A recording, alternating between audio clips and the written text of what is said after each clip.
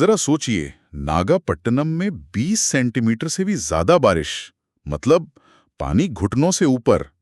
पूरे शहर में रेड अलर्ट है और समुद्र की लहरें वो घरों में घुसने को तैयार हैं। सवाल ये उठता है कि तमिलनाडु का ये हाल आखिर हुआ कैसे? तो इसके लिए हमें 3 दिन पीछे जाना होगा, जब बंगाल की खाड़ी में चक्रवात दितवा ने कह सकते पहली बार सिर उठाया था। अच्छा। बिल्कुल। 30 नवंबर 2025 को ये चक्रवात बंगाल की खाड़ी में बना था। शुरुआत में हवा की रफ्तार कोई 70 से 80 किलोमीटर प्रति घंटा थी, जो कि काफी तेज है, लेकिन शायद किसी बड़े तूफान के लिहाज से ज्यादा नहीं। हाँ, सही कहा।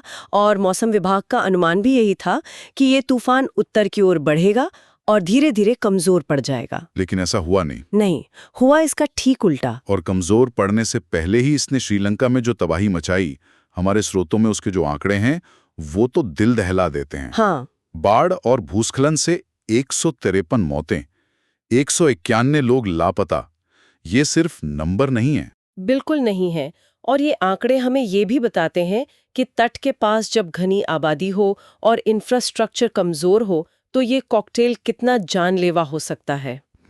सोचिए, 20,000 से ज्यादा घर पूरी तरह बर्बाद। इसका मतलब है 1 लाख से ज्यादा लोग एक ही रात में बेघर हो गए। और वो केलानी नदी का भी जिक्र है, जिसमें इतनी बाढ़ आई कि पूरा सिस्टम ही ठप पड़ गया। हाँ, सब कुछ। ट्रेनें रुक गईं, सरकारी दफ्तर तक बंद करने पड़े।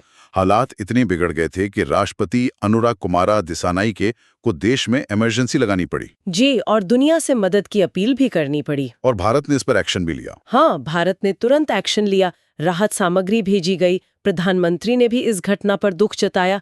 लेकिन श्रीलंका में इतनी बड़ी तबाही के बाद जाहिर है भारत के तटीय इलाकों में एक डर का माहौल बन गया था, क्योंकि तूफान का अगला निशाना तो वही तट थे। बिल्कुल। और इसका असर दिखना भी शुरू हो गया था। चेन्नई कोलंबो की सारी फ्लाइट्स रद्द कर दी गईं, स्कूलों में छुट्टी कर दी गई। और सबसे जरूरी था मछुआरों को वापस बुलाना। हाँ, क्योंकि लहरें खतरनाक होती जा रही थीं। और फिर आई वो बारिश जिसकी बात हमने शुरू में की थी। नागापट्टिनम में 20 सेंटीमीटर से भी ज्यादा। अंदाजा लगाना मुश्किल है कि ये कितनी बारिश होती है। ये इतनी बारिश है कि कुछ ही घंटों में पूरे शहर की सड़कों को वो नदियों में बदल सकती है। और इसी वजह से IMD मतलब भारतीय मौसम विज्ञान विभाग ने रेड मैसेज जारी किया। 1 मिनट, ये रेड मैसेज, इसका ठीक मतलब क्या होता है? ये किसी आम चेतावनी से कितना अलग है? ये सबसे ऊंचे स्तर की चेतावनी होती है। इसका सीधा मतलब होता है कि प्रशासन को तुरंत एक्शन लेना ही होगा और भारी तबाही की आशंका है। अच्छा। इसमें साफ साफ कहा गया था कि मछली पकड़ने पर पूरी तरह रोक लगा दी जाए। जो लोग कोस्टल एरिया में रहते हैं उन्हें सुरक्षित जगहों पर शिफ्ट किया जाए। और बिजली का उपकरणों से भी दूर रहने की सलाह दी गई थी। हाँ। तो मतलब सरकारें पूरी तरह से तैयार थीं। स्रोतों में NDRF टीमों का भी जिक्र है। हाँ, NDRF यानी राष्ट्रीय आपदा मोचन बल, उनकी टीमें तो पहले से ही तैनात कर दी गई थीं। ये खास ट्रेन टीमें होती हैं ऐसी आपदाओं के लिए।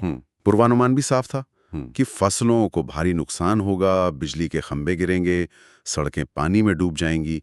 सब कुछ पता था, लेकिन प्रकृति की ताकत के आगे कभी-कभी तैयारी भी कम पड़ जाती है। बिल्कुल। तो कुल मिला के देखें तो दितवा चक्रवात सिर्फ एक तूफान नहीं था। नहीं, ये एक बहुत बड़ी क्षेत्रीय आपदा थी। इसने श्रीलंका से लेकर भारत तक न सिर्फ एक भयानक मानवीय त्रासदी को जन्म दिया, बल्कि सरकारों और राहत एजेंसियों की तैयारियों की भी एक कड़ी परीक्षा ली। और यहीं पर हमारे स्रोत एक बहुत बड़ा सवाल खड़ा करते हैं। हाँ, वो इस घटना को सीधे सीधे जलवायु परिवर्तन से जोड़ते हैं। तो सोचने वाली बात यह है कि जैसे जैसे मौसम की ऐसी घटनाएं और भयानक होती जाएंगी, के लिए तैयारी और उसके बाद सब कुछ फिर से खड़ा करने की जिम्मेदारी ये सरकारों और आम लोगों के बीच कैसे बंटेगी?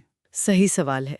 और प्रकृति की इस बढ़ती ताकत का सामना करते हुए व्यक्तिगत स्तर पर तैयारी करने का असल में मतलब क्या है?